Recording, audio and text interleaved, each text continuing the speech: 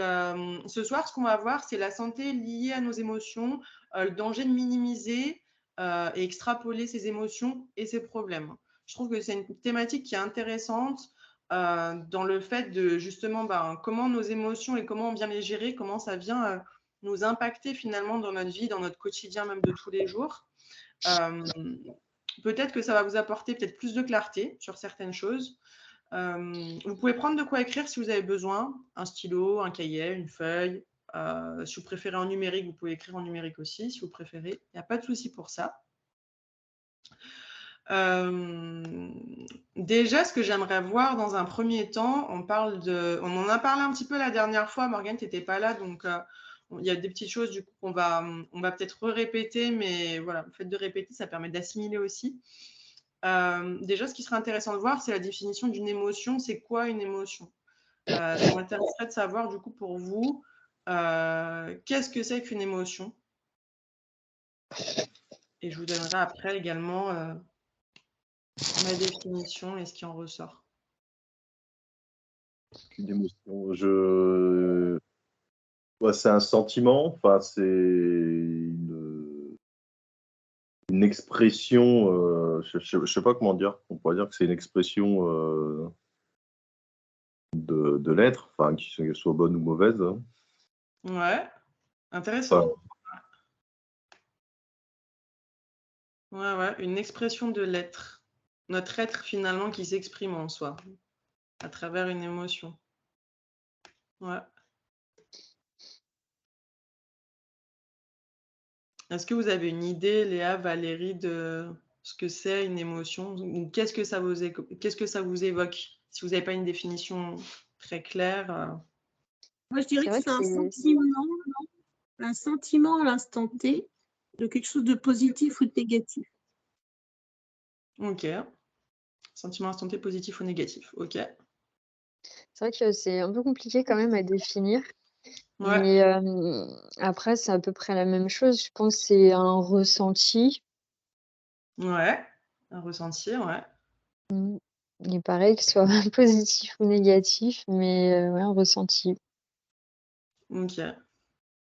Super intéressant ce que vous me partagez. Du coup, je vais rebondir là-dessus. Alors, une émotion, il y a du vrai dans ce que vous communiquez et il y a aussi des choses que vous dites où il y a des amalgames. C'est-à-dire que je vais revenir sur ce que vous disiez, Valérie et Léa, vous allez comprendre. Une émotion. En anglais, ça se dit emotion. I, c'est pour énergie, motion, c'est pour mouvement. En fait, une émotion, c'est une énergie qui est en mouvement. Et il y a du juste dans ce que vous dites, une expression de son être, un ressenti. Quand vous dites qu'il y a par exemple du positif et du négatif, nous, c'est ce qu'on nous apprend. On nous apprend que la colère, la tristesse, la peur, c'est des émotions négatives. Et la joie, l'amour, etc., c'est des émotions positives. En fait, il n'y a rien de négatif ni de positif parce qu'en fait, toutes les émotions, elles ont leur importance. Et quand on vient dire justement une émotion positive et négative, il y a un peu du juste, mais en même temps, il y a un peu du faux là-dedans. Dans le sens où, bien sûr, c'est plus difficile quand il y a de la tristesse, il y a de la peur, du chagrin, de la colère. C'est quelque chose de plus difficile, donc on va dire que c'est quelque chose de négatif. Mais quand on dit que c'est négatif, ça connote au fait que ça soit nuisible. Alors qu'en fait, toutes les émotions qu'on a, elles sont importantes parce que, comme on le disait la dernière fois, elles vont nous donner une information. Les émotions, elles vont nous renseigner sur une information et notamment sur un besoin qui est non satisfait.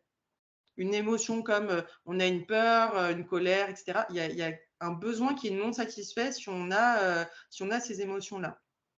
Et en fait, en termes d'émotions, donc on va avoir différentes émotions qui existent. La joie, la peur, la colère, la tristesse, l'anxiété. Et puis après, ça peut se dénoter sur plusieurs formes. La tristesse, ça peut se dénoter sur plusieurs niveaux. Chagrin, tristesse, puis dépression. La colère, ça peut être aussi noté sur plusieurs choses. Frustration, peur, angoisse. Donc ça va se connoter sur différentes intensités, on va dire. Donc là, il y a différentes émotions du coup qui existent. La joie également, ça existe. l'amour également, ça existe.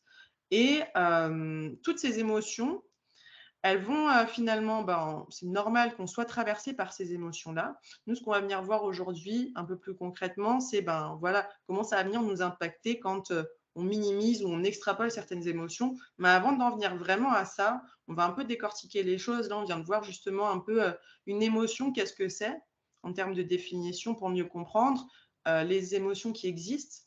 Et puis, ce qu'il faut comprendre également, c'est comment nous sommes éduqués depuis notre enfance sur l'écoute de nos émotions.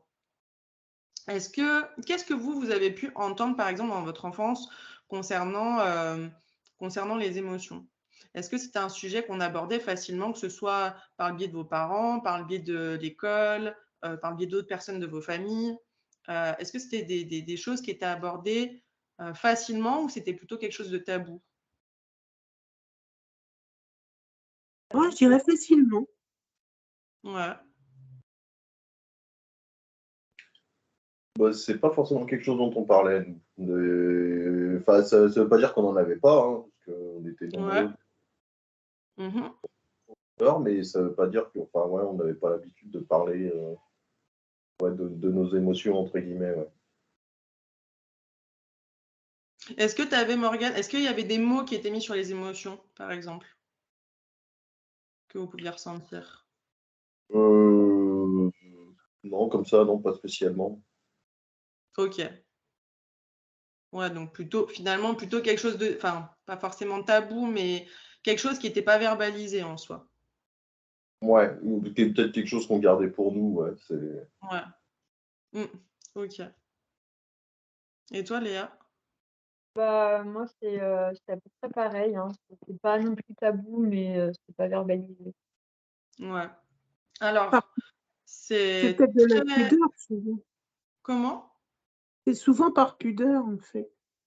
Ouais, puis on est éduqué beaucoup par les parents de cette manière-là.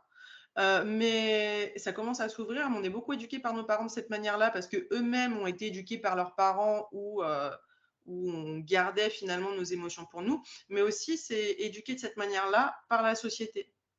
C'est-à-dire que direct par la société, on vient nous apprendre aussi les garçons ça pleure pas, les garçons c'est fort, il faut pas pleurer. Quelqu'un d'hypersensible, on va lui dire par exemple, mais arrête, t'es tout le temps en train de pleurer. Donc, on va venir rejeter ses émotions. On va venir rejeter finalement ce que la personne, elle ressent. Un garçon va lui dire mais toi, tu es un garçon, les garçons, ça pleure pas. Bam. Donc, du coup, on vient finalement rejeter également son émotion à lui aussi. Ce qui fait que plus tard, et bien souvent, on s'en rend compte, les hommes, ils ont, mine de rien, plus de difficultés que les femmes à exprimer. En tout cas, moi, c'est le constat que j'ai fait. Je vous dis, c'est ma vérité. Après, vous prenez ce qui vous parle, hein, comme d'habitude. Mais les hommes ont plus de difficultés, je le vois, à exprimer leurs émotions, à dire s'ils ont des peurs, des frustrations, de la colère ou autre, à mettre des mots en tout cas là-dessus. Tout le monde ressent ces émotions-là. Mais mettre des mots dessus, moi, je me rends compte que ça va être plus difficile pour les hommes parce qu'ils ont été éduqués de la manière de il faut être fort, il ne faut pas pleurer, tu es un homme et du coup, un homme, ça ne pleure pas. Et un homme, ça doit être fort et ça doit être le pilier de la famille, porter la famille. Du coup, quand on vient justement un peu déconstruire certaines croyances, certaines choses là-dessus, ça fait tout drôle parce qu'au final, on a toujours dit aux petits garçons qu'il ne fallait pas pleurer ou autre. Et ça existe également pour les petites filles. Hein. Dans certaines éducations également, on vient dire aussi aux petites filles arrête de chougner, arrête de pleurer, tu es tout le temps en train de pleurer, tu es tout le temps en train de te plaindre, en train de geindre, etc. Du coup, qu'est-ce que ça fait? Ça fait des enfants qui vont devenir adultes, qui vont finalement tout garder pour eux. Et les émotions, ils vont avoir du mal à les exprimer. Parce qu'on n'aura pas reconnu finalement ce qu'ils traversaient. Alors que, et ça, on se construit avec. L'enfant qui va grandir avec justement un parent qui va mettre des mots sur ses émotions et qui va reconnaître l'émotion de l'enfant en disant, oui, je comprends que tu as du chagrin, que tu as de la tristesse parce que tel enfant ne veut pas se prêter son jeu, je comprends que ça te fasse de la peine. Mais peut-être que lui, il n'a pas envie. Il n'a pas envie et c'est son droit. Mais je comprends que je fais de la peine. Et quand on dit à l'enfant « je comprends », ça lui permet de se sentir reconnu aussi, de se sentir soutenu. Et le travail sur les émotions, il doit se faire en fait dès le plus jeune âge. Parce que c'est comme ça aussi que quand il va grandir, l'enfant, il va se construire et il va justement se permettre plus facilement ou non d'aborder ses émotions librement, sans avoir peur d'être jugé, sans une difficulté de pudeur ou autre. Mais ça vient justement sur comment on a été conditionné, comment on a été éduqué par nos familles, par nos parents, nos grands-parents, mais aussi par la société, par l'institution également. Donc, on peut s'en rendre compte qu'il y a beaucoup de personnes qui ont du mal à mettre des mots sur les émotions, à gérer leurs émotions, parce que l'éducation qu'ils ont eue vient avoir justement des conséquences par la suite. Mais il n'y a pas comment dire, il n'y a pas de sans retour. C'est-à-dire qu'on peut sortir de cette situation-là, se dire, OK, maintenant j'en prends conscience, finalement je sais dans quel milieu j'ai été éduquée, de quelle manière on m'a éduquée, mais je peux déconstruire certaines croyances et je peux changer les choses.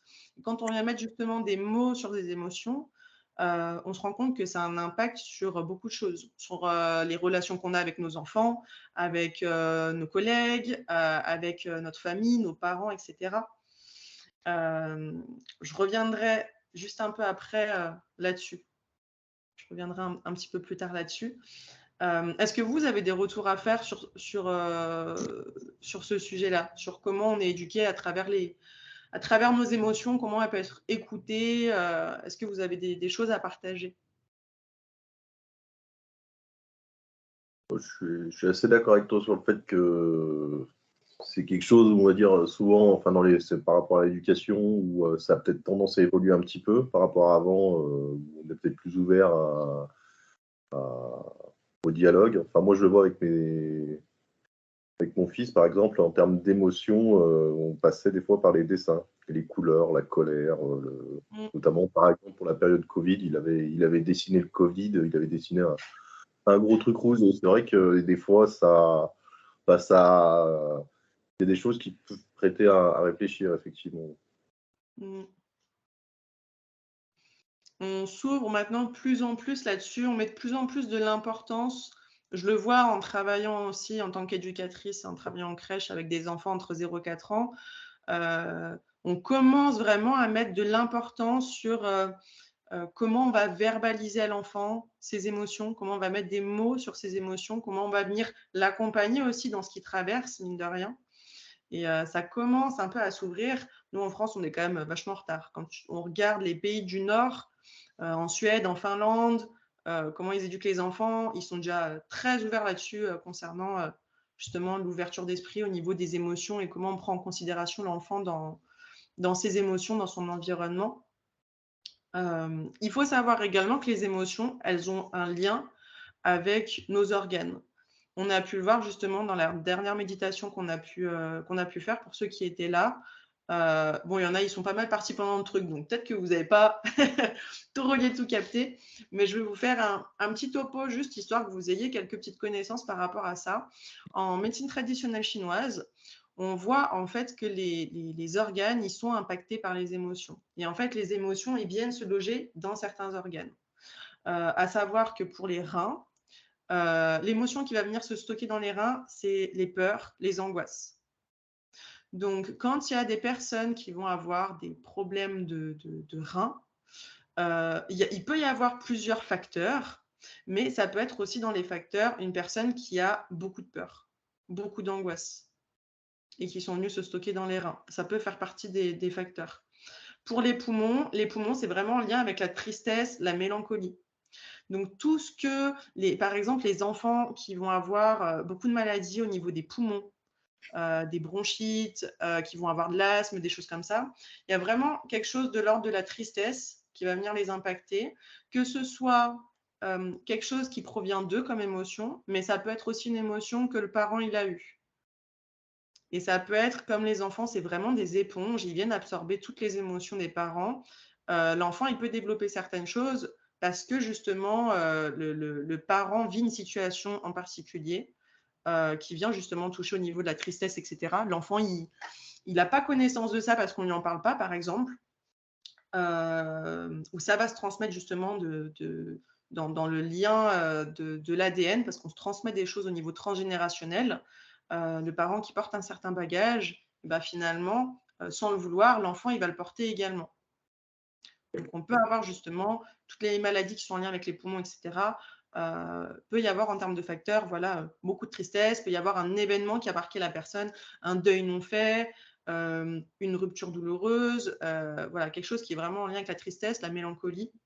L'estomac, c'est tout ce qui va être en lien avec l'anxiété, le stress, l'obsession aussi. Si vous vous rendez compte, quand il y a quelque chose qui vous stresse, vous avez mal au ventre. Et le stress va vraiment venir se stocker dans cette zone-là. Le foie, c'est en lien avec les colères, les frustrations. Donc, les personnes qui ont des problèmes de foie, plusieurs facteurs aussi. L'alcool, ça rentre en compte. L'émotion de la colère, ça rentre en compte également. Donc, quand il y a des personnes qui vont avoir certains symptômes, les yeux, c'est en lien avec le foie. Si vous voyez quelqu'un qui a des yeux jaunes, il y a un problème au niveau du foie. Donc, quand vous voyez, par exemple, une personne qui a les yeux jaunes, OK, il y a un problème au niveau du foie. Qu'est-ce qui a mis la personne vraiment dans une colère terrible? Qu'est-ce qui s'est passé pour que la personne, elle soit vraiment dans une colère? Et ça peut remonter il y a la veille, ou ça peut remonter il y a quelques jours, ou même un peu plus loin. Et puis, la personne a retenu son émotion et ça explose maintenant en termes de symptômes. Donc, le foie, c'est en lien avec la colère et la frustration. Et le cœur, c'est en lien avec la joie. C'est aussi en lien avec la rancœur, avec la jalousie également. Donc, des fois, on va se dire, putain, mais je comprends pas, j'ai des douleurs au niveau du cœur, dans cette zone-là, je comprends pas à quoi c'est dû. Puis peut-être il y a quelque chose en fait où vous avez de la rancœur, où vous avez de la jalousie par rapport à quelqu'un, et ça peut voilà, se manifester de cette manière-là. Donc les émotions, elles viennent se stocker. Et comme on disait, les émotions, c'est des énergies en mouvement.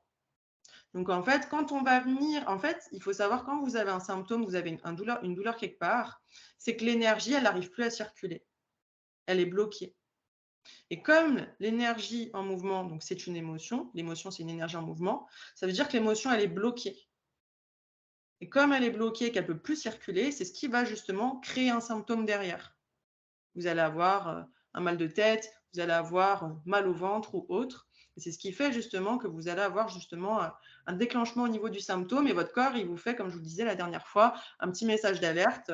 Il y a quelque chose qui ne va pas.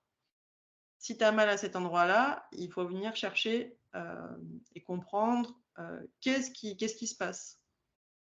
Parce que notre corps, il imprime tout et il imprime toutes les émotions. Et les émotions, est-ce que c'est clair déjà pour vous au niveau des organes, au niveau de ce que je vous transmets là ou pas? Vous avez des questions? Non, ça va? OK, cool. Ah oui, et petite chose aussi en médecine traditionnelle chinoise, on le voit, certains, les organes, ils sont reliés à ce qu'ils appellent des entrailles et ils ont des liens. C'est-à-dire que le poumon, il est associé au gros intestin. Donc, si vous avez des problèmes au niveau du gros intestin, il peut y avoir un lien avec le poumon également. Donc, le poumon, c'est associé au gros intestin. Le cœur, c'est associé à l'intestin grêle. Le rein, c'est associé à la vessie. Le foie, c'est associé à la vésicule biliaire. Et qu'est-ce que j'ai pas dit d'autre? Cœur, intestin grêle, poumon, j'ai dit, rein, vessie, j'ai dit. Estomac, rate. Estomac, c'est associé à la rate. Donc, en médecine traditionnelle chinoise, si vous allez voir par exemple un médecin traditionnel chinois, il regardera vraiment, en fait, il va prendre en compte plein de choses, que ce soit la couleur, l'aspect de votre langue, votre teint de visage, comment vous êtes positionné. Il va vous poser plein de questions pour savoir justement concrètement, OK, où est-ce que se situe le blocage? Et il y a des liens qui s'effectuent justement entre les organes. Donc voilà, juste pour donner un petit topo, un peu de connaissances par rapport à ça, au niveau du schéma de l'être humain, on va dire. Au niveau des émotions, alors on n'est pas responsable de ce qui nous traverse. C'est normal qu'on est humain, c'est normal qu'on ait des émotions qui nous traversent et on en aura toute notre vie des émotions et elles surviennent de manière incontrôlée et involontaire. On ne contrôle pas en fait une émotion finalement. On ne contrôle pas quand on va quand il y a quelque chose qui va nous mettre en joie, quand il y a quelque chose qui va nous mettre en colère, c'est quelque chose qui vient subitement. Par contre, on est responsable de ce qu'on en fait.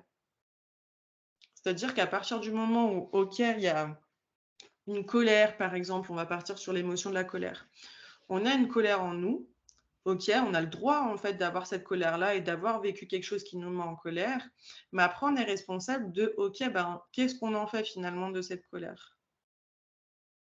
Et la colère, par exemple, pour prendre cette émotion-là, une colère qui ne va pas cesser, ça va se transformer en rage. Je vous parlais de niveau tout à l'heure. Le niveau au-dessus de la colère, c'est de la rage et ensuite c'est la haine. Et quand on est justement dans ces vibrations qui sont basses, donc la colère, la peur, l'angoisse, la tristesse, ces émotions-là, ça fait partie des émotions basses. Et les émotions basses, elles sont très basses en termes de fréquence, en termes d'énergie. L'énergie la plus haute, c'est l'amour. L'amour, la gratitude également. Quand on a de la reconnaissance, de la gratitude, c'est les énergies les plus hautes. Quand vous allez entretenir une rancœur, une colère, des peurs, des phobies, etc., des choses qui vous prennent vraiment aux tripes, et bien ça va avoir des conséquences derrière. Ça va avoir des conséquences, vous, sur votre bien-être, sur votre santé, sur vos relations. Ça va vraiment avoir énormément d'impact. Et ça aura des conséquences, effectivement, même beaucoup plus loin. C'est-à-dire que les émotions, ça peut vraiment tuer quelqu'un. Une émotion qui est entretenue trop longtemps, une colère, une haine qui est entretenue trop longtemps, ça peut amener jusqu'à la mort de quelqu'un. Parce que ça peut venir après déclencher certains symptômes, certaines maladies. Et la personne, elle va se dire, mais je ne comprends pas pourquoi j'ai cette maladie-là, pourquoi j'ai telle chose. Mais en fait, c'est la personne elle-même qui s'est tuée. Parce qu'elle ne s'est pas libérée. Elle ne s'est pas libérée de ce qu'elle a vécu dans sa vie, d'un événement en particulier ou autre. Et ce qu'on va voir maintenant, c'est les conséquences lorsqu'on extrapole nos émotions et notamment nos problèmes. Et après, on verra sur lorsqu'on minimise, parce que c'est quand même différent. Pour vous donner un exemple, une situation très concrète concernant le fait d'extrapoler nos émotions. Extrapoler, déjà, est-ce que ça vous parle ou pas? Oui. Ouais. Donc, c'est-à-dire qu'on va amplifier finalement le truc, c'est-à-dire que vous allez avoir un point noir, vous allez avoir un rond blanc, vous allez avoir un point noir minuscule. Et vous, ce que vous allez voir, c'est que le point noir, il prend toute la place et qu'il n'y a plus de blanc. Alors que si vous mettez d'une position extérieure, vous voyez finalement que le point noir, il n'est pas si gros que ça. Et du coup, là, on extrapole. On voit le truc comme quelque chose d'insurmontable, quelque chose d'horrible, de terrible. Alors que finalement, si on prend du recul, on peut voir les choses différemment. Ça, c'est le fait d'extrapoler, par exemple, un problème, pour vous donner un petit peu une image de la situation. Pour vous donner une explication très concrète, je vais partir d'une chose qui m'est arrivée, d'une chose que j'ai vécue. Comme ça sera assez parlant. Il y en a qui le savent, il y en a peut-être qui ne le savent pas. Il y a plusieurs mois cela, j'ai eu un gros bug informatique avec mon disque dur externe. J'ai perdu toutes mes données. Et toutes mes données, c'était toutes les formations que j'ai faites, que ce soit dans l'éducation, que ce soit dans la spiritualité, etc. J'ai investi des milliers d'euros.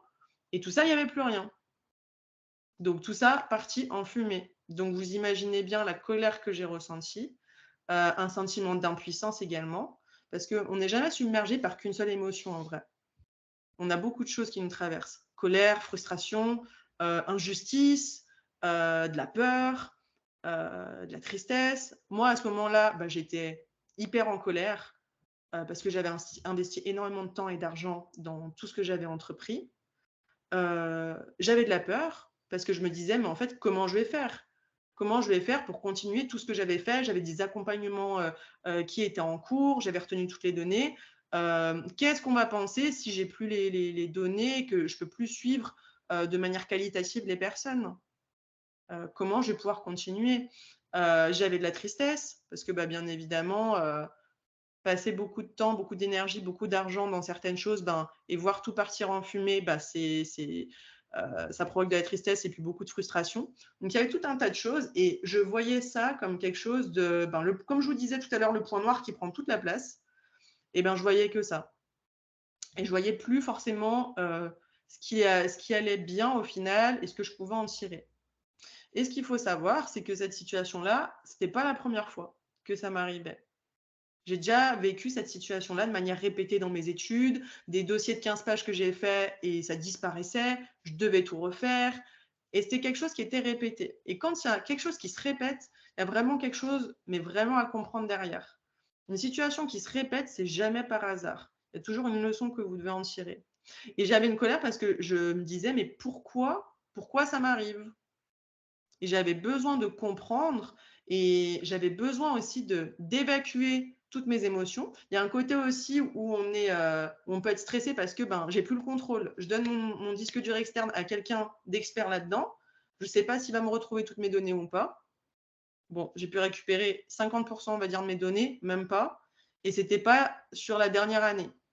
C'était sur ce qui était beaucoup plus vieux et qui m'intéressait moins au final. Donc, il y avait beaucoup de frustration, beaucoup d'angoisse, et puis un sentiment de plus être dans le contrôle. Plus contrôle de la situation. Et quand on n'est plus dans le contrôle, on peut être complètement paniqué. Pourquoi je me suis embarquée dans mes émotions? Déjà, comme je vous le disais, les émotions, c'est normal, ça nous traverse, ça nous submerge. Et parfois, ça demande du temps pour arriver à prendre du recul. Le moment où j'ai pu prendre du recul, c'est en me disant, OK, d'essayer de comprendre pourquoi ça m'arrive, essayer de trouver des solutions. OK, qu'est-ce que je vais pouvoir faire pour pas que ça se reproduise? Qu'est-ce que je peux faire maintenant dans cette situation-là? Je n'ai plus le choix, je dois accepter la situation. Comment je peux faire? Et puis finalement, qu'est-ce qu'il y a de bien à côté? Qu'est-ce que je dois apprendre de cette situation-là? Et quand on se met dans cette situation où, OK, je cherche à comprendre ce qui m'arrive, on vit plus les choses de la même manière. On vit plus les choses en termes de victime. Quand on se met dans une position d'acteur et qu'on vient se dire, OK, maintenant, je reprends les choses en main, qu'est-ce que je peux faire concrètement? Et là, vous n'allez plus être dans la même situation. Et je vous le dirai justement un petit peu plus tard sur comment trouver un équilibre et les étapes un peu qui peuvent justement aider quand on traverse tout un tas d'émotions. Les conséquences qu'il peut y avoir quand on extrapole nos émotions, la conséquence, c'est que si on extrapole tout, qu'on est tout le temps dans le noir, qu'on voit tout le temps que le côté négatif, qu'on voit que les mauvaises choses qui nous arrivent, ça nous amène à des états de burn-out, de dépression, d'idées noires. On ne voit pas de solution, donc on se condamne concrètement. Ça vient impacter nos relations, parce que si on voit tout le temps que le négatif, qu'on est tout le temps en train de dire « ouais, mais il n'y a pas de solution, machin », c'est qu'on met tout le temps des freins, qui c'est qui va être attiré par une personne comme ça, en fait? Qui c'est qui va vouloir venir discuter, échanger avec quelqu'un qui est tout le temps dans des angoisses, stressé, qui voit tout le temps le verre à moitié vide, qui est tout le temps négatif? Il y a personne, enfin, ça donne envie à personne. Une personne qui est tout le temps hyper positive, etc., qui est rayonnante, on a envie d'aller vers cette personne-là. On n'a pas envie d'aller vers la personne qui est tout le temps râleuse et qui est tout le temps pas bien. Donc ça aussi, ça va venir impacter nos relations quand on est tout le temps en train d'extrapoler nos problèmes, qu'on parle tout le temps de soi, de manière vraiment négative, de nos problèmes, etc. Et puis ça vient également impacter notre bien-être. Parce qu'après, comme je vous le disais, il y aura des apparitions de symptômes, peut y avoir une perte d'estime de soi aussi, une perte de confiance en soi, une perte d'amour de soi. Et quand on est justement dans... Ça peut nous arriver, OK, on prend du recul sur la situation. Ouais, vas-y Léa, tu veux dire quelque chose? Ouais, je suis désolée, il va falloir que je coupe, j'ai mon au client. Ouais, tu m'avais dit... Ouais, il n'y a pas de souci Léa, tu regarderas la suite en replay. Ouais, Il n'y a pas de finissez bien. problème. Ouais, salut Léa. Salut Salut. Léa. Elle m'avait prévenu, donc pas de souci. Donc du coup, quand toutes ces conséquences qu'il va y avoir, au final, ça va venir nous impacter. Et si finalement on est constamment en train de broyer du noir, de voir les choses tout le temps négativement, et qu'on extrapole tout le temps nos émotions et tout le temps nos problèmes, déjà nous, on se met mal finalement. Déjà, on ne s'aide pas soi-même. Et comme je vous le disais, il peut y avoir des répercussions sur notre travail, sur notre vie de couple, sur nos relations sociales, sur notre santé également. Est-ce que vous avez quelque chose à partager par rapport à cette thématique-là, sur la conséquence, le fait d'extrapoler ses émotions? Est-ce que vous avez déjà vécu une fois une situation en particulier comme ça, que vous voulez partager ou Ouais. Ouais. J'ai déjà vécu, j'ai déjà vécu un début de burn-out en fait. où au boulot, je ne voyais plus que le négatif, où Ouais. j'avais le sentiment d'être plus utile, en fait. Et Mm. du coup, tu vas vite dans le côté je ne suis plus utile pour personne. Ouais. Ça peut aller très très vite en fait parce que tu vois plus le positif, tu le vois plus. Ouais. Tu es en boucle dans tes idées que tu sers plus à rien, tu sers plus à personne. C'est à une époque où mon fils était grand, il avait quasiment fini ses études, où je me suis dit ben s'il m'arrive un truc, il a plus besoin de moi, c'est pas grave. Ou je me suis dit mon mari s'il retrouve voilà, il perd une femme, c'est pas grave, il en retrouvera une autre. Voilà, enfin j'étais dans l'idée où je n'étais plus utile à personne. Et où c'était très compliqué pour moi d'aller bosser le matin. Parce que je bossais avec une chef qui était un peu perverse, narcissique et qui avait ce don particulier de faire du mal et de rentrer là où ça faisait mal. Mm. Et voilà. Et puis ce qui est arrivé. Ouais, qu'est-ce qui t'a conduit à ça justement? Tu sais ce qui t'a conduit à ça, ce qui t'a conduit au burn-out? Oui, cette personne qui était toujours en train de dire que c'était nul, que je faisais pas mon boulot comme il fallait, que jamais assez, tu sais, jamais satisfaite, jamais assez. Et puis la réorganisation du médical est compliquée et il y a de moins en moins de personnel, donc il faut faire de plus en plus de choses avec moins en moins de monde. Et quand en plus on te rajoute du négatif dessus, t'as beau faire de ton mieux, il arrive un moment donné, tu sors plus la tête de l'eau en fait. C'est vrai. Et tu vois, l'importance de l'environnement où tu es, il est hyper important et on voit comment ça va venir nous impacter nous aussi sur nos émotions. Parce que les personnes qui nous entourent, comment elles vont être bienveillantes ou malveillantes avec nous, et ben nous aussi, ça va finalement ça va avoir des conséquences sur notre bien-être, sur notre estime de soi, sur notre confiance en soi, etc. Et c'est normal que, tu vois, à un moment donné, on peut arriver à ne plus voir du tout de choses positives parce que quand on est constamment dans un quotidien où on est rempli, où on est bercé là-dedans, justement, dans des paroles blessantes, dans du jugement, dans de l'humiliation ou autre, et que c'est quelque chose qui est redondant de manière quotidienne parce que tu retournes au travail tous les jours et tu revis à chaque fois ça, tu peux te retrouver justement voilà, dans une situation où tu te dis, mais en fait, qu'est-ce qui va bien finalement dans ce travail? Il y a ça, ça, ça, ça, ça, j'en peux plus, tu vois. Et quand on arrive dans des situations justement comme ça, où on n'en peut plus de certaines choses, ben c'est qu'il y a certaines choses qu'il va falloir peut-être laisser partir et qu'il faut peut-être changer d'endroit et qu'il faut peut-être mettre un terme à certaines relations parce que tu auras beau essayer de te dire ok, j'accepte mes émotions, ok, je travaille sur moi, etc. Tu auras beau faire tout un tas de choses super bien pour essayer de mieux gérer tes émotions, évacuer, mais si tu restes dans un environnement qui est mauvais, eh ben, tu n'arriveras jamais à t'en sortir. C'est comme la pomme qui est pourrie dans le panier, tu vois, elle va venir pourrir toutes les autres, en fait. Mais si tu sors la dernière pomme là à temps, elle ne sera pas atteinte. Elle sera peut-être un peu atteinte, etc., le temps qu'elle sorte, etc.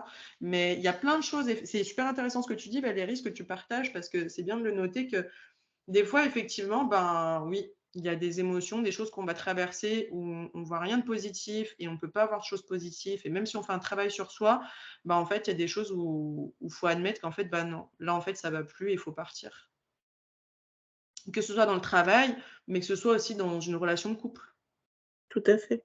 Un couple également, à un moment donné, la personne qui est trop, la personne, c'est un pervers, une ou un pervers narcissique, quelqu'un qui a de l'emprise, quelqu'un qui manipule, etc. Vous aurez beau tout faire pour faire des méditations, vous soulager en termes d'émotions ou autre, si vous restez avec cette personne-là, elle va continuer à entretenir quelque chose de mauvais et qui va impacter votre bien-être.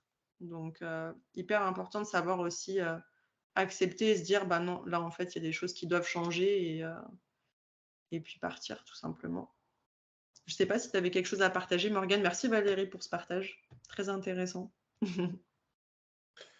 Bah, ce que tu dis, c'est complètement vrai. Et tu sais, quand j'ai fait appel à tes services la première fois, c'était il y a 3 ans, je crois, si je ne me trompe pas. Et j'étais dans une période un peu comme ça, où je crois que j'avais un ras-le-bol de colère, de haine, Je me souviens. Ouais. Et c'est vrai que c'est là que j'ai commencé du coup la méditation, ce genre de choses. Donc bon, finalement, ça m'a peut-être amené aussi à rebondir, à avoir des choses un peu autre chose. Mais effectivement, au bout d'un moment, on voit plus que le verre vide. En fait, c'est exactement ton expression. On peut se retrouver dans un endroit paradisiaque avec tout ce qu'on veut. En fait, on ne sera pas content parce que le serveur il a mis 5 minutes de trop pour amener le cocktail ou j'en sais rien. Enfin, c'est des trucs. Ouais. Je schématise, hein, mais Ouais. voilà, on est complètement là-dedans, effectivement. Et comment on prend certaines choses à demi-mesure, où on peut se dire, OK, un peu plus de souplesse là-dessus. Exemple que tu donnes, le serveur qui met 5 minutes pour venir de plus pour servir, etc. Tu vois, finalement, est-ce que c'est si grave que ça, que le serveur mette autant de temps? Tu vois, des fois, on va se dire, mais non, mais ça va pas, ça me saoule, etc. Machin. Mais en fait, est-ce que finalement, c'est grave? Est-ce que ça a une atteinte sur toi? Est-ce que, tu vois, des fois, il y a des choses où on va venir extrapoler le problème, alors que finalement, tu es pressé? Non, bon, bah voilà. Tu es dans les bouchons, ça fait chier les bouchons. C'est-à-dire que ça fait chier les bouchons en voiture. Ouais, qu'est-ce que tu peux faire? Rien. Tu vas klaxonner, tu vas pouvoir monter sur les autres. Tu es obligé d'attendre. Est-ce que ça sert de s'énerver? Bah non, au final, ça sert à rien. Tu vas t'énerver, tu vas rentrer, tu vas être énervé parce que c'était les bouchons. Bah ouais, mais c'est quelque chose que tu ne peux pas contrôler. Donc, je dis toujours, enfin, c'est pas que je dis toujours, mais j'ai changé ma manière de penser et maintenant, je pense différemment en me disant, des choses que tu peux pas contrôler, ça sert à rien de t'énerver. T'as pas la main dessus, tu peux rien faire. Donc, de toute façon, tu vas juste te mettre mal tout seul. Donc là, on peut parler d'extrapolation parce que est-ce que finalement c'est vraiment grave? Est-ce que ça va venir t'atteindre? Non. Par contre, quelqu'un qui va venir être persécuté par quelqu'un, qui va avoir de l'humiliation, qui va avoir des paroles malveillantes, etc., tu vois, ben là, tu peux pas minimiser le problème. On vient porter atteinte à ton être, à ton estime, à ta confiance en soi, à qui tu es, à ta valeur. Et ça, c'est hyper important de ne pas le négliger. Quand ça vient nous toucher, nous, dans notre être, ça doit vraiment être pris en considération de manière importante. Mais des choses qu'on voit au quotidien qui peuvent être futiles, des fois on s'énerve et puis en fait, en y réfléchissant, est-ce que c'est vraiment si grave? Bon, bah, des choses qu'il faut laisser couler, mais ça c'est tout un apprentissage. Le deuxième point, c'est donc la conséquence j'appelle ça la technique de l'autruche. Lorsqu'on va minimiser nos émotions et nos problèmes, puis l'autruche, qu'est-ce qu'elle fait finalement? Elle se cache. Donc quand on vient minimiser certaines choses, c'est comme si on venait un peu se voiler la face. On vient cacher certaines choses et je veux vraiment souligner et je suis passée par là, donc je ne veux pas que vous fassiez les mêmes erreurs. Donc c'est important pour moi de vous le transmettre. Quand on se met dans du développement personnel et qu'on entend il faut tout le temps être dans du positif, il faut tout le temps penser positivement, etc., etc. Moi, étant quelqu'un d'hyper émotive, en plus hyper sensible, je suis passée d'un extrême à un autre et c'est toute une question d'équilibre. Quand on vient se dire ok, bon bah c'est pas grave, ok, c'est pas grave, c'est pas grave, c'est pas grave. Qu'est-ce qu'on fait? On va manger notre émotion. On a vécu un truc qui nous a quand même frustrés, mais on se dit bon allez, c'est bon, c'est pas grave quoi. On va pas venir reconnaître finalement notre émotion, se dire bah ouais, ça fait chier quoi. Non. On se dit c'est pas grave, on fait comme si ça allait et on avale notre émotion. Et on fait ça avec une émotion une fois, 2 fois, 3 fois, 4 fois, 5 fois, 6 fois. À un moment donné, ça explose. À un moment donné, on est là mais on ne comprend pas. Sauf qu'en fait, on a minimisé certaines choses qui bah, finalement avaient quand même de l'importance où on essayait de se rassurer pour se dire bah non, il faut penser positivement, etc. Il faut faire attention avec les travers du développement personnel parce qu'on peut être vraiment à être amené à ça, à se dire ok, il faut que je sois dans une good vibes, dans quelque chose de positif à transmettre, tout le temps dans du positif, etc. Mais la vie, c'est pas tout le temps que tu es dans le haut et que tu es dans le positif et dans des bonnes énergies. Non, des fois, tu as envie des choses, même, ben ouais, tu es dans les bouchons, on reprend l'exemple des bouchons, tu es dans les bouchons, Et ben si tu ressens de la colère, ben voilà, tu vas T'as le droit. apprendre, mais tu as le droit de ressentir cette colère-là, te dire, putain, fais chier, je vais être en retard à mon rendez-vous après. Bon, ok, tu reconnais cette émotion en toi, tu mets des mots là-dessus, ok, bon, allez, respire un bon coup, de toute façon, je peux rien faire, mais au moins, je mets de la reconnaissance sur l'émotion qui émerge en moi. Alors que quand on ne met pas de reconnaissance et qu'on vient justement, tac, tac, tac, avaler nos émotions, ben on vient minimiser du coup le problème, on vient minimiser les émotions. Et pour vous donner un exemple, c'est comme si vous prenez un verre d'eau et vous mettez une goutte d'encre dedans. Vous dites, ouais, c'est juste un petit truc, c'est pas grave. L'encre, qu'est-ce qu'elle va se faire? Elle va se répandre dans toute l'eau, elle va se diluer. Et l'eau, elle va prendre la couleur de l'encre. Et finalement, le petit truc, vous disiez, non, mais finalement, c'est pas grave. Vous n'allez pas le reconnaître et ça va émerger en vous petit à petit. Ça va venir se répandre. Et à un moment donné, vous n'allez pas comprendre, vous allez voir une frustration, puis d'un seul coup, ouais, mais en fait, l'autre fois, ça m'a fait chier. Ça m'a énervé, ça m'a mis en colère, etc. Je pensais que c'était pas si grave que ça, mais en fait, finalement, je me rends compte que ça me met en colère. Et ça, on peut le vivre dans plein de situations, dans notre travail, dans notre vie quotidienne avec nos familles, avec nos enfants, dans des situations banales également de tous les jours, avec certains professionnels. Donc ça, c'est vraiment pour un peu vous illustrer l'exemple comme la conséquence que ça peut avoir quand on minimise un problème, comment ça peut se répandre en nous. Et comme je vous l'expliquais, la conséquence, c'est que du coup, on vient manger nos émotions, on cumule. Et après, il y a vraiment à un moment donné une explosion dans les réactions ou une apparition également de symptômes. Parce que ce que vous avez voulu refouler, ben, votre corps, il vient vous dire eh oh, il y a ça qui t'a embêté à tel moment-là, viens régler ce problème-là. La conséquence que ça a également quand on minimise une émotion, c'est que finalement, on reporte le problème à plus tard. À un moment donné, il faudra s'occuper de cette situation-là qui vous a perturbé, qui vous a provoqué de la peur, de l'angoisse, du stress ou autre. Vous avalez cette émotion-là, mais à un moment donné, elle va ressortir. Donc, en fait, ça reporte juste le problème à plus tard. Comme conséquence qu'il y a, quand on est dans cette position-là, en fait, on peut être également dans le déni. On peut être dans le déni de se dire non, mais il ne se passe rien, tout va bien. Tout va bien dans ma vie de couple, tout va bien dans notre relation, tout va bien, etc. On se voile la face et puis du coup, on ne peut pas avancer.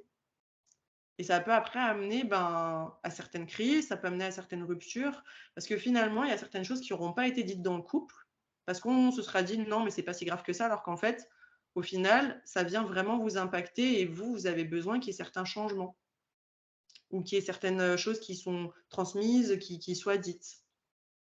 Les conséquences également, ça va être en lien aussi avec le paraître. Comme je vous le disais tout à l'heure, des fois, on est dans le paraître, on veut faire bonne figure. Non, mais ça, c'est pas grave, tout va bien. Et puis, on veut montrer qu'on est fort, on veut montrer qu'on est quelqu'un qui réagit bien aux difficultés de la vie, qui est dans une onde positive. Du coup, finalement, on va être dans le paraître, on va pas être réellement vrai finalement avec nous-mêmes. Et comme en termes de conséquences que ça peut avoir, c'est qu'à un moment donné, le retour, il peut être vraiment brutal. Donc, vous allez voir finalement, mais en fait, il y a tout ça qui en fait m'a dérangé, qui m'a provoqué telle et telle émotion. Et ça va être vraiment un raz-de-marée. Ça peut avoir des impacts également sur nos proches. Donc, je vous le disais également tout à l'heure avec les enfants. Pour reprendre cet exemple-là, moi, ça m'arrive très fréquemment, en travaillant du coup à la crèche, de voir par exemple, vraiment sans jugement, hein, mais certains parents qui vont pas évoquer certaines choses à leurs enfants et puis il va y avoir des comportements qui vont changer chez l'enfant et puis les parents ne vont pas comprendre pourquoi. Et en fait, l'enfant, il ressent tout et puis si on ne lui explique pas, ça va se manifester de différentes manières. Exemple, j'ai une famille là qui est en train de déménager, qui est dans une situation où ils déménagent, etc. Ils en parlent entre eux, ils en parlent au plus grand de la fratrie, mais le plus petit, il ne lui explique pas ce qui se passe. Ils ne mettent pas des mots là-dessus. Donc l'enfant, il sent qu'il y a quelque chose qui se travaille, mais Mais lui, ça se manifeste, du coup, il va avoir des grosses colères à certains moments, chose qu'il ne faisait pas avant. Il va avoir beaucoup besoin de sa tétine, des choses qu'il ne faisait pas avant. Donc, nous, en tant que professionnels, ça nous interpelle. On se dit, il y a peut-être quelque chose qui se passe au sein du foyer, il ne réagissait pas comme ça. Et puis, en discutant avec les parents, finalement, on se rend compte, ouais, un déménagement aussi, ça perturbe un enfant. Donc déjà, ça peut avoir des conséquences sur l'enfant, le changement dans la vie, dans sa vie avec un déménagement. Mais ce qui peut le travailler aussi, c'est, en fait, il entend des choses, mais il n'est pas réellement concerné, il n'est pas emmené dans ce projet-là avec eux. Donc l'enfant, lui, ça va le perturber. Et l'enfant, il ressent ce qui se passe. Donc s'il y a peut-être des tensions dues au déménagement, lui, il ressent les tensions qui se passent. Et puis du coup, il ne comprend pas ce qui se passe. Et le fait de parler à l'enfant, de lui expliquer la situation, ce qui est en train de se passer, etc., d'expliquer à l'enfant qu'est-ce qu'on peut vivre, nous, en termes d'émotions. Voilà, moi, ça me stresse un petit peu parce qu'il y a beaucoup de choses à faire, beaucoup de choses à penser pour le déménagement, mais ça va bien se passer, mais c'est un petit peu stressant pour nous, mais tu verras, on va être dans un endroit qui va être bien. Et du coup, l'enfant, ça permet justement de relâcher certaines choses, il comprend, et du coup, les choses changent. Donc, ça peut avoir vraiment des conséquences sur nos proches, comme je vous disais. Cette technique d'autruche, le fait qu'on minimise.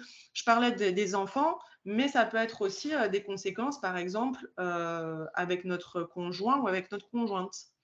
Une situation qui vous dérange, par exemple, dans votre couple, quelque chose qui se répète, puis finalement, vous prenez sur vous, et puis vous verbalisez pas à la personne ce qui se passe et ce qui vous travaille, la personne en face, elle ne le sait pas. Puis d'un seul coup, un jour, vous allez exploser, puis la personne, elle va rien comprendre, puis elle va se dire, mais tu m'as jamais dit ça, tu m'en as jamais parlé. Donc du coup,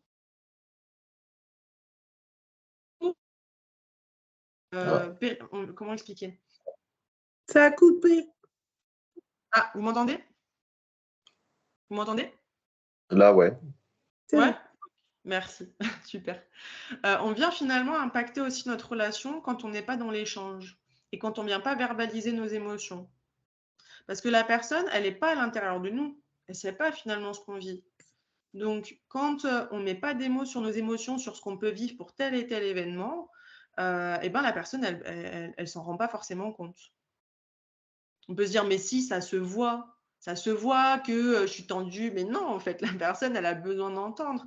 Est-ce qu'il y a telle chose qui te stresse? Est-ce qu'il y a telle chose qui te fait peur? Et pourquoi? Et mettre des mots sur nos émotions, c'est hyper important, que ce soit dans notre vie de couple, mais que ce soit avec nos enfants, que ce soit dans notre travail aussi. Il y a quelque chose qui va venir vous travailler, il y a quelque chose qui vous déplaît avec votre employeur, il y a vraiment un truc qui travaille. En fait, si vous ne lui en parlez pas, votre employeur, il ne peut pas savoir. Donc, l'expression de vos émotions, elle est hyper importante pour que vous puissiez être compris et être entendu dans ce que vous vivez. Et puis finalement, souvent, c'est comme ça après que derrière, on trouve des solutions. On arrive finalement à se sentir mieux parce qu'on a réussi à dire ce qui nous pesait sur le cœur. Et puis finalement, on se rend compte des fois, c'était pas si grave que ça. On a mal interprété quelque chose. Donc, mettre des mots sur nos émotions, c'est vraiment quelque chose qui est important justement pour pouvoir aussi s'en libérer.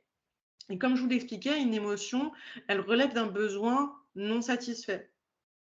Donc, un besoin d'être écouté, un besoin de sécurité, un besoin d'affection, un besoin d'être reconnu, un besoin d'être soutenu, par exemple. Voilà. S'il y a quelque chose qui se révèle, c'est qu'il y a un besoin qui n'a pas été satisfait. Qu'est-ce que je peux vous donner en termes d'exemple? Est-ce que vous, il y a un exemple qui vous vient en tête? Une émotion que vous avez pu vivre et quel besoin était non satisfait?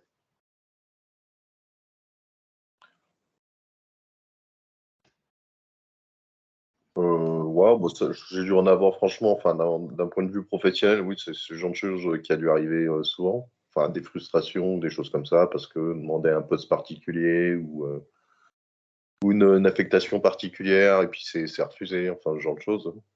Et c'était quoi ton besoin, toi, à ce moment-là? Il y en avait plusieurs, c'était ou me rapprocher de ma famille, ou alors changer de job, enfin faire une autre unité, on va dire, un peu plus intéressante. Enfin, donc voilà, ça peut être pas mal de choses. J'en ai eu plusieurs, des cas comme ça. Ouais. Ok, intéressant. Moi, j'en ai eu un très violent Ouais. qui me vient à l'esprit. Et celui-là, il m'a beaucoup, beaucoup marqué dans la vie, en fait. C'est arrivé dans un moment de ma vie où ça a été compliqué. J'ai perdu mon frère dans un accident de voiture. Je me suis retrouvée seule avec mes parents. Ok. J'avais 20 ans, mon frère avait 19 ans quand il est décédé, bref. Et toute ma famille me disait, tes parents, ils ont besoin de toi. Il faut que tu leur montres que tu es fort. Hmm. Alors que moi aussi, j'étais dans la détresse. Moi aussi, Ouais. j'avais besoin de pleurer, d'hurler. Et tout le monde me disait, mais non, t'as pas le droit. Il faut que tu leur montres que tu es forte. Qui c'est qui disait ça? Et tout le monde, toute la famille, tous les gens La autour. famille. Ouais. Ouais. Fallait pas. Tu vois, ils étaient tellement mal, mes parents, qu'il fallait pas que je leur en rajoute avec ma détresse, en fait. Hmm. J'ai appris après à communiquer avec eux, à leur montrer que moi aussi c'était difficile, que moi aussi j'avais du chagrin. Mais tu sais, les gens, quand c'est comme ça, ils te renvoient des trucs. Alors, Hmm. est-ce que c'est parce que eux, ils sont dans la détresse et qu'ils savent pas comment te communiquer les choses? Mais d'entendre dire, bah, ils ont besoin de toi, il faut que tu sois forte, il faut que tu sois là. Il y a des moments, tu as juste envie de leur dire, mais allez vous faire foutre, quoi. Moi aussi, je suis mal. Et c'était quoi ton besoin à toi à ce moment-là? C'était le besoin qu'ils comprennent que moi aussi, j'avais mal, quoi. Le besoin d'être reconnu dans ce que tu vivais toi aussi. Bien sûr, Hmm. bien sûr. On pense beaucoup à la détresse des parents quand il arrive ce genre de choses, Ouais. mais on pense pas non plus à la détresse des frères et sœurs derrière. Hmm. Moi, j'avais personne avec moi derrière. J'avais pas d'autres frères, pas d'autres sœurs. J'avais que mon frère. Et quand c'est arrivé, j'avais envie de me foutre dans un trou, de me foutre la paix, quoi. Hmm. Moi, je me rends compte, tu vois, quand il y a un décès dans une famille, les personnes, elles veulent faire bien et elles veulent ne Oui, pas, ne pas plus impacter les autres et protéger. Et finalement, pour eux, c'était une manière comme si toi, tu allais les protéger d'une certaine ouais, manière. ouais, Un parent qui va ne pas pleurer, qui va se dire non, il faut que je sois fort, que je montre à mes enfants que ça va bien alors qu'on a perdu notre enfant, etc. Et qui vont tout garder pour eux. Finalement, ils vont avoir l'impression de protéger leur enfant en faisant ça, alors qu'en fait, encore une fois, c'est normal que le parent il ait de la tristesse, c'est normal que les enfants de la fratrie aient de la tristesse également. Et en fait, ce qu'on ne se rend pas compte, c'est qu'il y a besoin d'en parler. Il y a besoin de ouais. mettre des mots, que chaque personne de la famille puisse mettre des mots sur ce qu'il est en train de vivre. Et puis des fois, juste en fait, se dire ce qui se passe pour chacun. Et oui, se dire que c'est difficile et qu'on est triste et que c'est terrible. Et se prendre dans les bras et se faire un câlin et être là les uns pour les autres et soutenir et dire ce qu'on a sur le cœur. Finalement, ça aide beaucoup plus. Parce qu'on se met en péril quand on veut essayer de se montrer fort pour les autres. On a l'impression qu'on va protéger notre famille, mais en fait, on ne les protège pas. Non, non, Parce non, c'est que pire.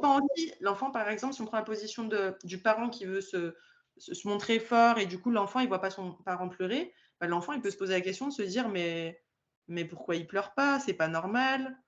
Est-ce qu'il comprend ce qui se passe? Est-ce qu'il aimait son enfant? Est-ce qu'il s'en fout? Est-ce qu'il est dans le déni? Au final, on peut se poser plein de questions parce qu'on se dit, mais en fait, il y a quelqu'un qui vient de mourir, quelqu'un de très proche. On devrait tous être en train de pleurer et de pas être bien, tu vois. Et tu vois, toi, c'est une grande responsabilité qu'on t'a mis, c'est une charge, tu vois, que ta famille, elle t'a mis sur les épaules. Parce que par cette charge-là, en fait, c'est comme si on t'empêchait. On t'empêchait finalement d'avoir le droit d'être triste de la perte de ton frère. Et quand on vient Ouais. justement à réprimer les émotions, et ben à un moment donné, tu contiens, puis en fait, à un moment donné, comme je le disais, ça explose. Après, j'ai pu en parler, hein. J'ai pu en parler avec mes parents directement. J'ai pu parler des émotions qu'on avait, chacun de nos côtés, aussi bien avec ma mère qu'avec mon père. C'est pour ça que je vous disais que les émotions, on en a parlé à ce moment-là. C'est là où les émotions sont sorties le plus parce qu'il fallait qu'on se parle. Mais Ouais. je leur ai dit, on m'a dit qu'il fallait que je sois forte pour vous. Et là, mes parents, mais non, on est forts, nous, ensemble. Mais il ne faut pas que tu prennes notre douleur sur tes épaules. Ce n'est pas à toi de la porter, c'est à nous de la faire mûrir différemment. On va faire un travail ensemble. On a fait ce travail ensemble.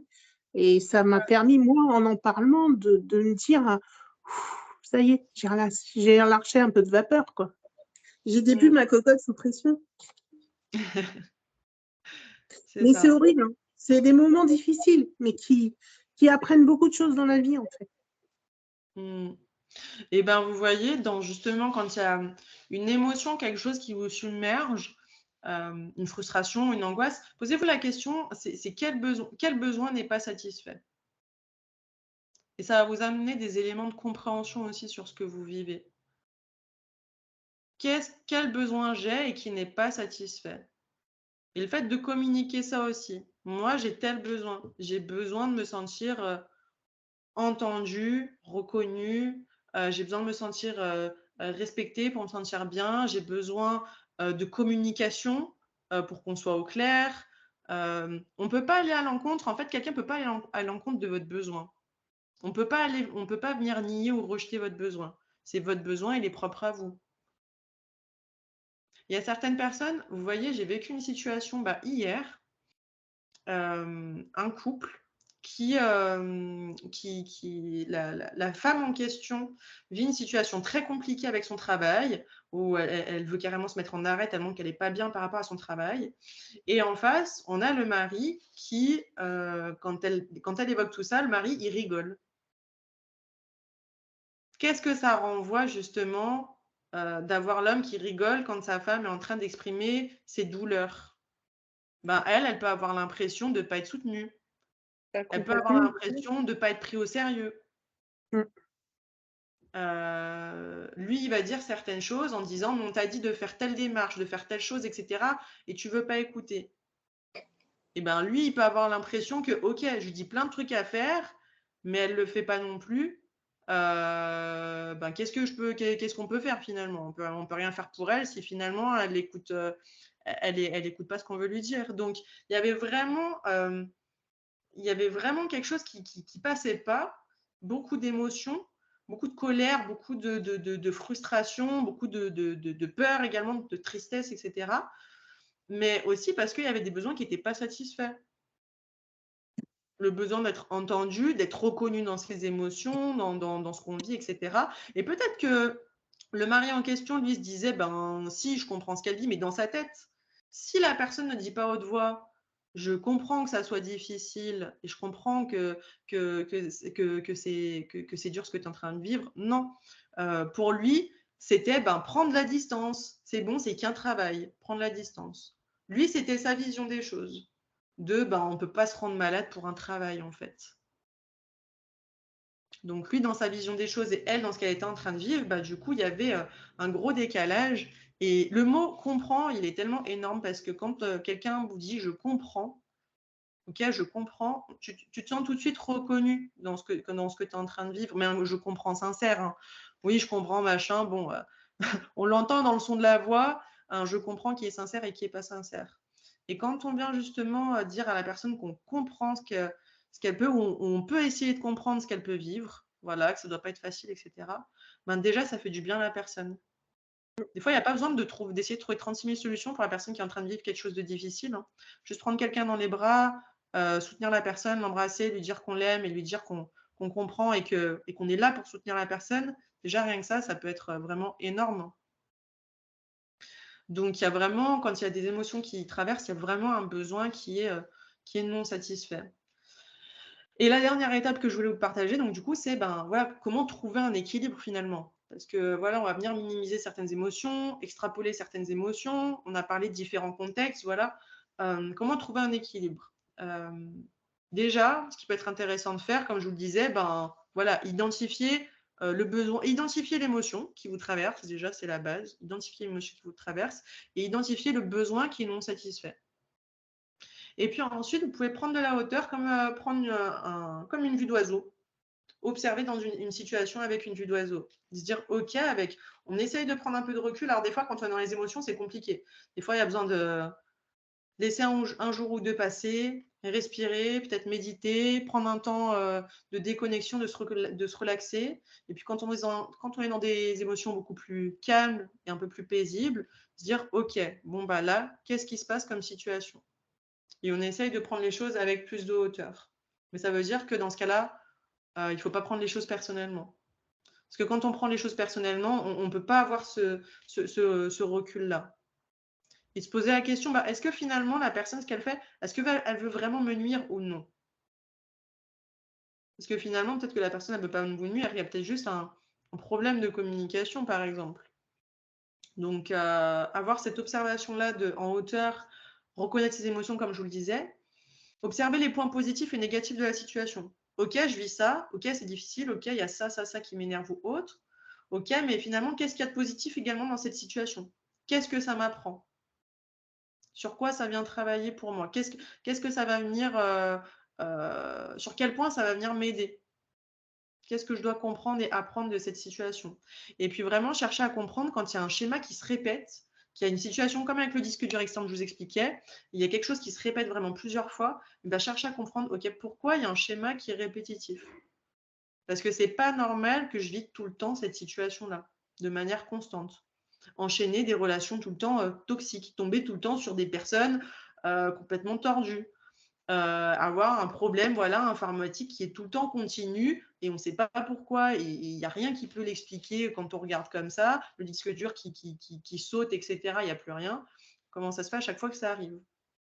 Et puis après, ce qui va être important aussi, c'est de chercher à trouver une solution. Donc chercher à trouver une solution pour un moyen d'évacuer également ses émotions. Ça peut être pleurer, ça peut être crier, ça peut être aller courir, ça peut être en écrivant. Il y a différents moyens. À vous d'explorer et de voir de différentes façons ce qui vous aide et ce qui vous fait du bien. Et puis essayer de trouver une solution sur OK, qu'est-ce qu'on peut faire pour que ça ne se reproduise pas? Qu'est-ce qu'on peut faire pour que la situation change? OK, il y a telle chose qui se répète dans notre vie familiale. Ouais, il y a tout le temps ça qui se répète. OK, qu'est-ce qu'on peut mettre en place finalement pour que les choses elles changent? Quand on vient justement chercher à trouver des solutions, l'exemple du disque dur externe, OK, je vais trouver une solution beaucoup plus sécure et puis je vais mettre sur le Google Drive et puis je vais payer tous les mois peut-être plus si je dois prendre en grosse quantité et au moins c'est informatisé et c'est sur internet et ça, il y a pas de souci, je pourrais pas le perdre.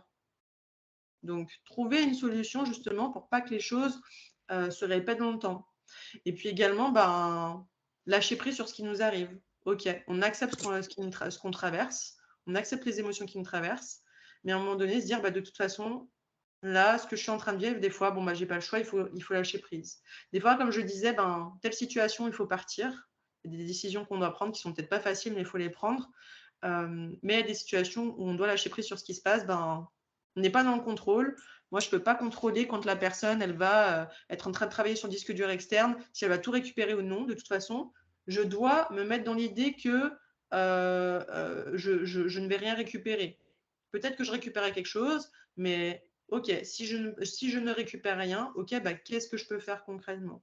Et de toute façon, je n'ai pas le choix, il faut que je l'accepte et je dois faire avec. Et dernier point, je dirais de toujours garder foi sur ce que l'avenir vous réserve. Parce que quand on est dans cette optique-là de se dire, OK, ça arrive, mais il y a une raison et je garde foi parce que je sais que ça va m'amener vers quelque chose de mieux par la suite. Et il y a quelque chose à comprendre et je sais que ça va aller mieux, qu'il y a une leçon à tirer, il y a quelque chose à en tirer. Les choses, elles se passent beaucoup plus facilement. Voilà pour ce que je voulais vous transmettre. Est-ce que vous avez des questions? Est-ce que vous avez d'autres choses à évoquer, Valérie et Morgane? Non, écoute, c'est très intéressant. Et du coup, oui, c'est vrai que ça fait cogiter aussi parler de ça sur certaines choses, quoi, forcément. Parce que, de toute façon, dans notre parcours, on a tous eu des frustrations, des moments où on ravale notre colère, où on ravale. Enfin bon, voilà. C'est une certitude. Ouais. Et c'est vrai que c'est pas.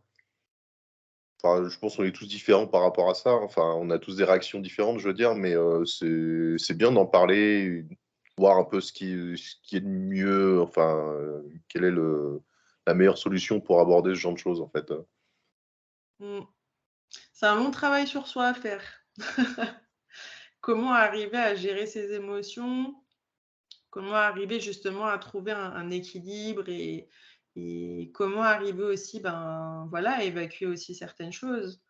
Trouver le juste équilibre dans: «OK, j'ai de la colère, mais il faut pas non plus que je renvoie toute ma colère sur quelqu'un non plus qui y est pour rien». Ou peut-être la personne concernée, ouais, j'ai beaucoup de colère contre quelque chose qu'elle a fait et puis, voilà, peut-être qu'à un moment donné, vous allez vous mettre à crier et on est humain aussi, quoi. Mais juste de dire à la personne: «Je crie parce que je suis en colère, ça me met en colère», au moins vous l'exprimez, quoi. Tu es en colère parce que, voilà, pour telle situation et tu cries, ouais. Ça donne envie de crier parce que ça met en colère, ça met en rogne, quoi. On a le droit, hein. On a le droit à un moment donné aussi à à péter un câble, hein. On n'est pas parfait, hein, ça nous arrive. Mais c'est un travail de longue haleine de travailler sur soi et de trouver le juste milieu sur, voilà, moi avant j'explosais énormément. Et puis après je suis passée totalement à l'inverse sur, à ravaler, toutes mes émotions.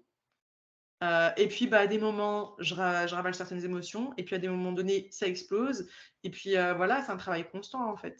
Travail constant d'arriver à trouver le juste milieu et de se dire, des fois, OK, des fois, peut-être qu'on minimise certaines choses parce qu'on veut faire en sorte que ça va bien et on ne veut pas se prendre la tête pour certaines choses. Puis finalement, ça va venir nous impacter un peu plus tard parce que ça a une plus grande importance que ce qu'on peut, imaginer.